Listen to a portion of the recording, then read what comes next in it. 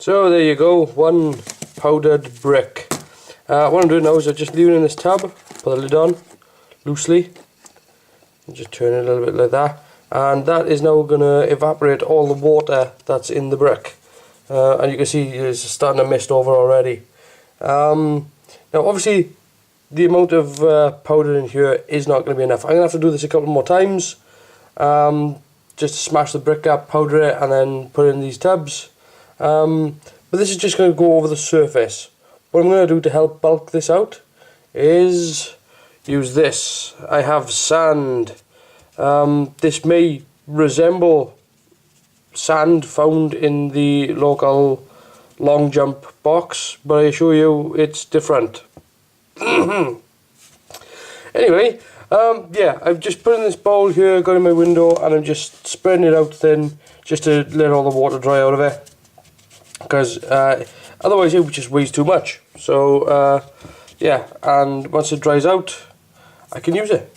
So yeah, so I'm starting to lay some dust over the set, and what I've got here, this is just a mix of sand and the crushed red brick, and it works out pretty well. I haven't overly mixed it, it's just sort of, I chucked some in the red brick into the sand, and now I'm just picking it up with handfuls and just laying it on the set, and just literally just picking it up and just sprinkling it on. There's glue down, so I'm not just sprinkling on dry, but there's PVA mixed up. I've got some PVA on a brush, and I'm just laying some on where I think it should go. And then just taking a handful of this and just giving it a light sprinkling, because obviously again I don't want this to be too heavy, so and obviously, like, you know, the thicker the coat of this is going to weigh a lot more. So and don't forget, like, you know, if I'm using like 2 crushed bricks, they still weigh the same as 2 bricks, because they're just crushed. So yeah, I'm going to go down on this now. If I bring the camera up here, you can see how it looks now with all the bit that I've done, and you can see, because I haven't thoroughly mixed it, you've got these patches of orange from the red brick that have just popped through the sand, and it's just got this really mottled effect. I think it looks nice. I'm going to bring the camera around and we'll go take a look at it from the front.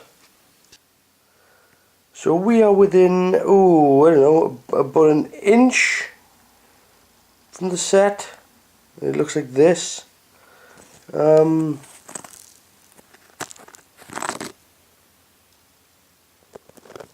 Yes. Never going to get this close, mind, but let's pull back. So yeah, I think this is getting there. So I'm just putting things in place now, and one of the things I need to sort out is moonrise bar.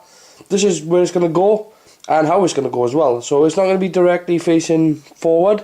It's going to be slightly on a kink, because I want it to look like it's actually not set up for camera, so I need it to look, it's not necessarily straight, but look like it's sort of very natural. So yeah, and also I need to be able to remove it at some point, so I've got a hot melt glue gun, and basically I'm just going to pound the underside of this with some hot glue when it wants to.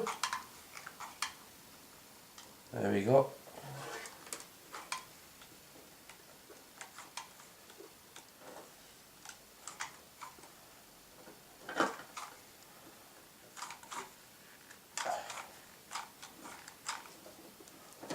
And stick it down.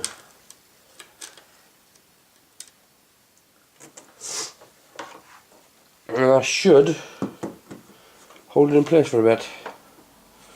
I'm going to get more hot melt glue, and where that is now, I'm just going to fill it on the underside of that. I'm just going to check its level first. It's not awful. That's better.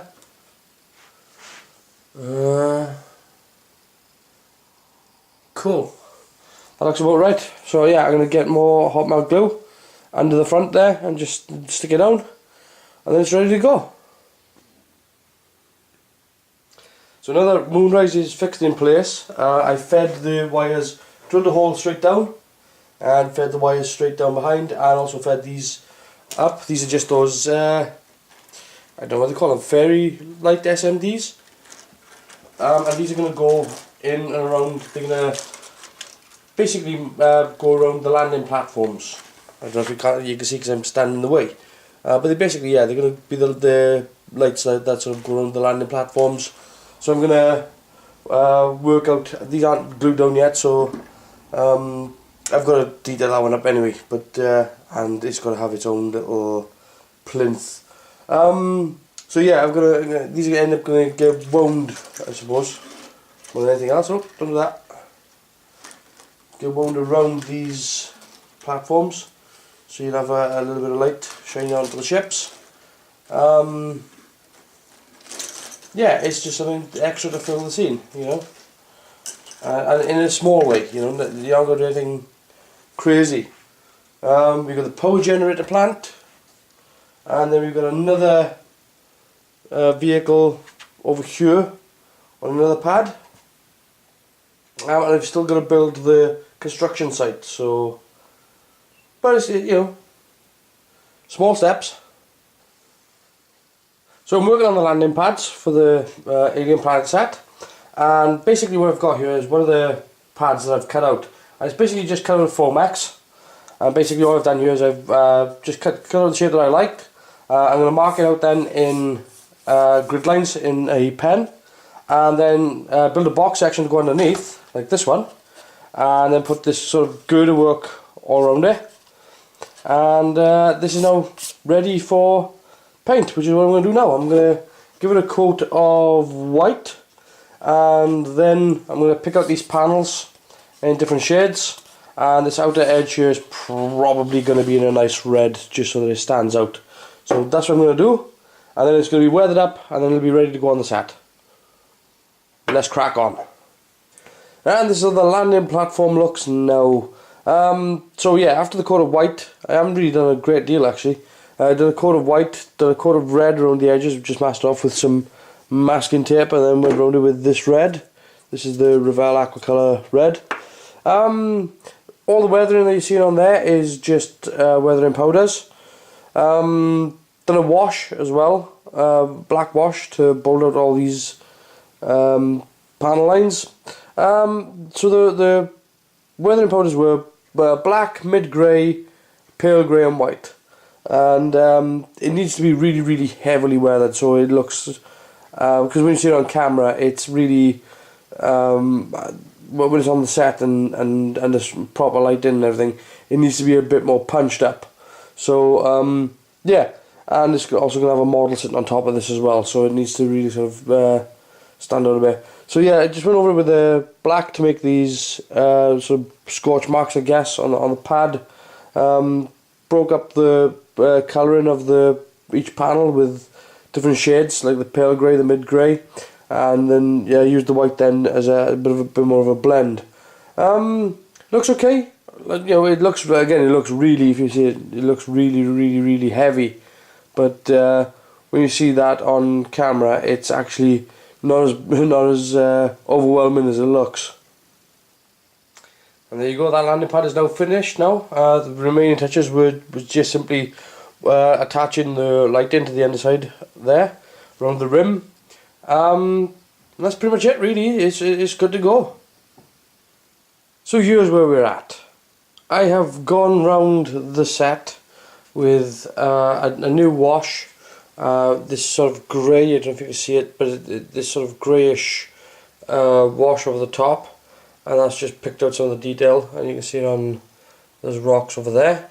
On the landing platforms where I've installed the lights, I've actually snipped the cable and added an extra extension in, so that I've only got the lights going around here, not a trail of lights around. Even though I've got the trail in the back there, they're going to be moved and they're going to be used for other things.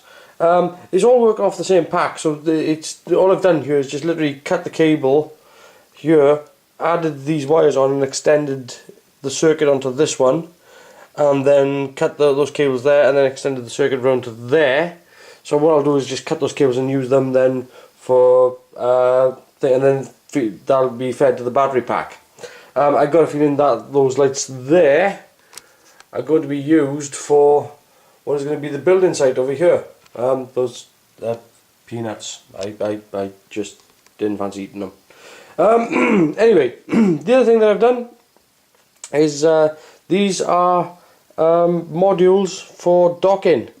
So the ships land on the pads, and these docking arms extend out. Oh, helps if you can see what I'm doing. So these docking arms extend out and dock to the ships, and they're fairly sort of. It's supposed to be like this sort of like cheap sort of IKEA design where everything's all interlocking and everything. So I printed off these, which are longer sectional pieces. They're all sort of pretty identical.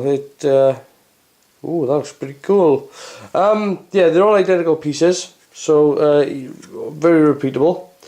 So these all link together, and then what's going to happen is that we got these pieces here that'll go like this, and these will interconnect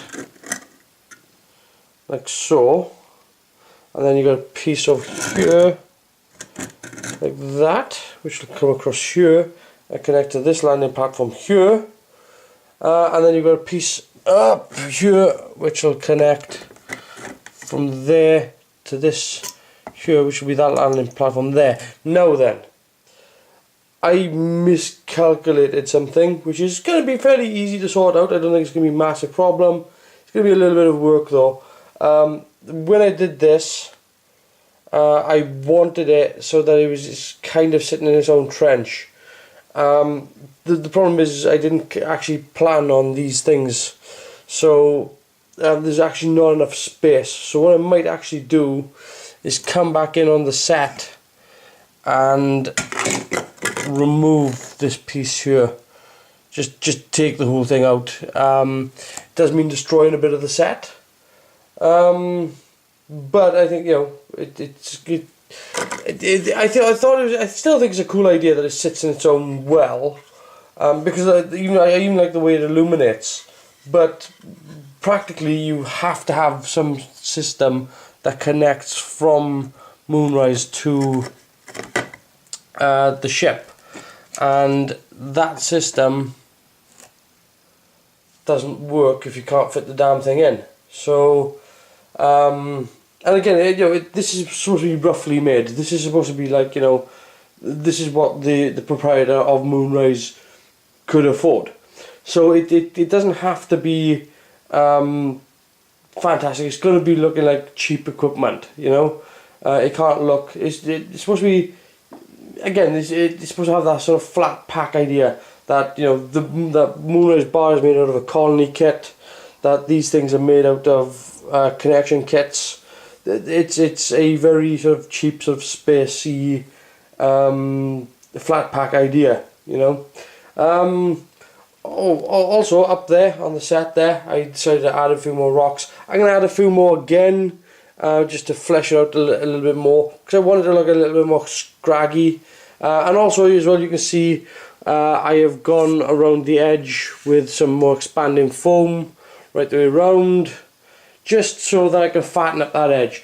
I don't think that is even going to be necessary, but I would like, just so I know that there's something a little bit thicker over the back, so that this part here can be sort of shaped, so it doesn't just end here. But yeah, and the same over there. Now again, not all of it is going to be, some of it's going to end roughly on the horizon, but other parts then are going to have a nice little sort of roll over. So yeah, and I think if I back it off a little bit, you can see roughly what it looks like. So it's kind of a bit stagey from this sort of perspective. Well, I mean that's what it is.